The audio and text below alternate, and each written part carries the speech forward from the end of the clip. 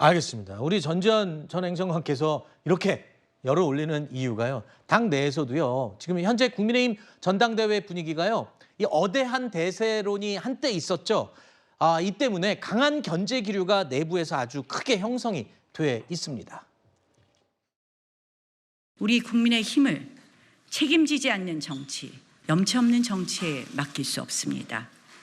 총선 패배를 자초한 오만을 다시 반복할 수는 없습니다.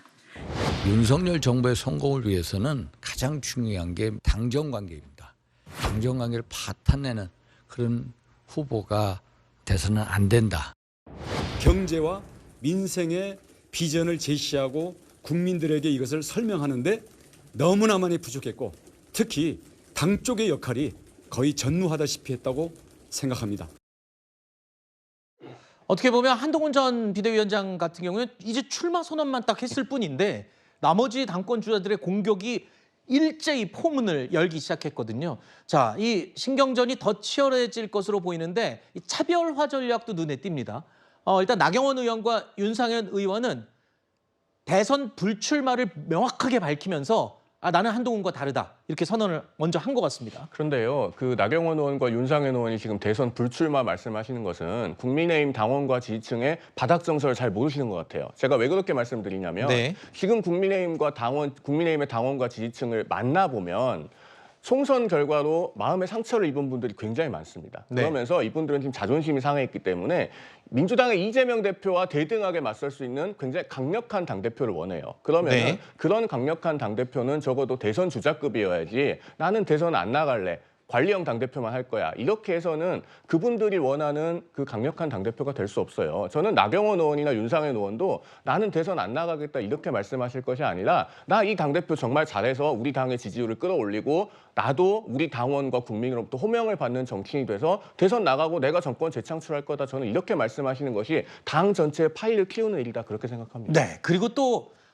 이 4명의 출마 선언을 한 당권 주자들 가운데 가장 대척점에 서 있는 사람을 굳이 뽑자면 한동훈 전 비대위원장과 원희룡 전 장관으로 지금 현재로는 구도가 잡혀 있죠. 원희룡 전 장관은 한동훈 전 위원장과 윤 대통령의 불화설을 부각시켰습니다. 들어보시죠.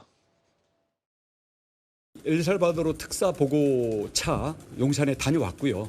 그 과정에 다른 주자들이 이미 다 다녀갔다라는 말씀을 하시더라고요. 결단을 하자마자 대통령께는 전화로 구두보고를 드렸습니다.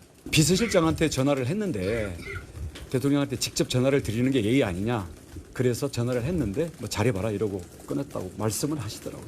전화 통화 10초라고 뭐 그건 어디서 나온지 말은 모르겠습니다만 서로 독담하는데 10초 가지고 되겠습니까?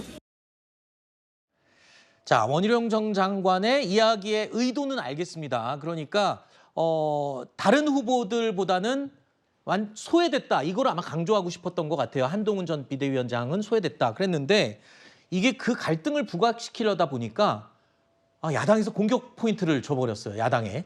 말하자면 대통령이 마치 지금 개입을 하는 것처럼 이렇게 결과가 나와버렸네요.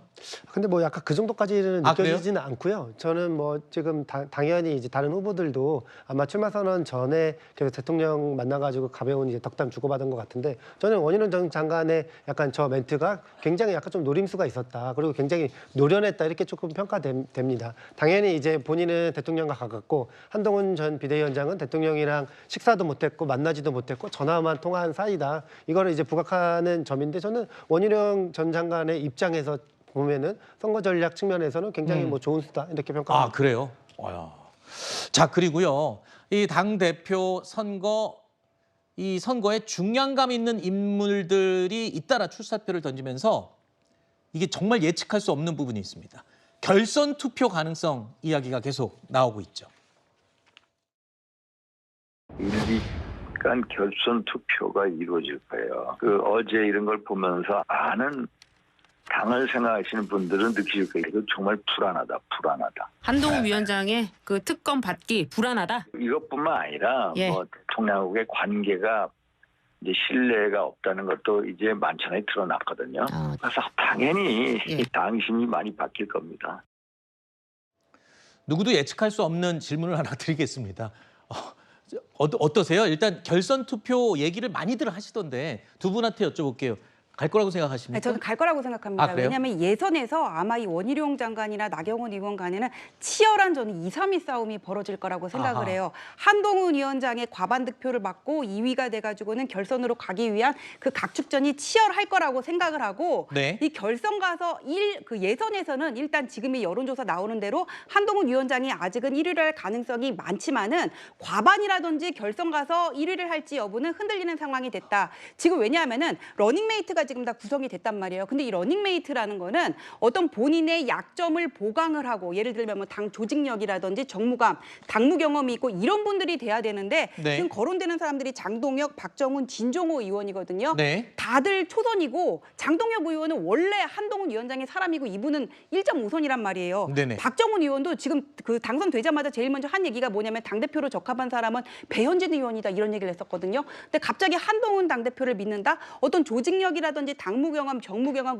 그 면에서 알겠습니다. 상당히 좀 취약하다고 볼 수가 있고 어제 그 출마 선언도 참모 부족에서 나온 저는 좀 악수가 아니었나 그런 생각이 듭니다. 일단 당내 입지가 약하기 때문에 일단 결선은 갈 것으로 예상이 된다라는 의견을 말씀해 주셨고요. 개인 의견을 전제로. 네, 저도 개인적으로는 구도상 결선으로 갈 수밖에 없어 보이는 부분이 있습니다. 네. 일단 나한 이 두 주자만 나온다고 하면은 어대한 분위기가 계속 고착화될 가능성이 높지만 일단 원희룡 전 장관의 등장으로 3파전, 뭐 4파전 이러면 표도 분산되면서 한 후보가 특히 한동훈 후보가 50% 과반 이상을 1차에서 점하기가 상당히 구도상 어려워진 측면도 있고요. 또 7대3 룰이 아니라 8대2로 해서 지지난 그 전당대회보다는 일반 여론조사를 좀 줄였는데 이른바 친윤계에서 이철규 의원을 위시한 여러 이런 분들이 조직을 좀 가동하는 데 능력이 탁월하다. 이런 이야기도 나오고 있어서 견제, 그러니까 원나의 어떤 느슨한 지원을 해서 이 파일을 늘린 다음에 결선에 가서는 아마 단일화 카드까지 거론되는 것으로 알고 그렇군요. 있습니다. 자, 일단은 결선을 갈 것이다라는 의견이 굉장히 많은 비율을 보이고 있는 것 같습니다. 하지만 뚜껑 열어봐야 알겠죠. 자, 그리고 제가 앞부분에 이 4명의 당권 주자들 어제 본격적으로 출마 선언을 한 이후에 당심 또 당심 표를 얻기 위한 분주한 움직임이 있다고 했는데요. 저희 PD가 오늘 오전에 있었던 이 4명의 당권 주자들의 모습을 짧게 모아봤습니다. 조금 전에까지 있었던 모습이라고 하네요. 그동안 참 당을 위해서 많이 써주셨는데 앞으로 더 또 우리 당에서 늘 소신 있게 정치하실 수 있도록 제가 잘 해보겠다는 말씀 드리면서 미래 혁신에 대해서 관심이 많습니다. 국가 혁신이라는 게 결국은 우리 보수 혁신으로부터 시작돼야 된다. 저도 보수 혁신을 위한 대장정에 나서고 있습니다. 국민의힘이 경제 정당으로서의 실력과 미래를 위해서 필요한 초당적인 아젠다를 던질 때 저는 국민들의 박수와 저는 통합적인 정치를 이루어낼 수 있다고 생각합니다. 김기현 대표님의 해안에 다시 한번 감탄하고 감사드린다는 말씀 드립니다. 저도 정치하면서 이런 정신 배우고 이런 정신 꽃 피우면서 나라 위하고 국민 위하는 정치 하겠습니다. 자, 일단 대단원의 막을 올린 국민의힘 전당대회, 이제 앞으로 남은 한 달간 어떤 스토리가 펼쳐질지 계속 지켜보겠습니다.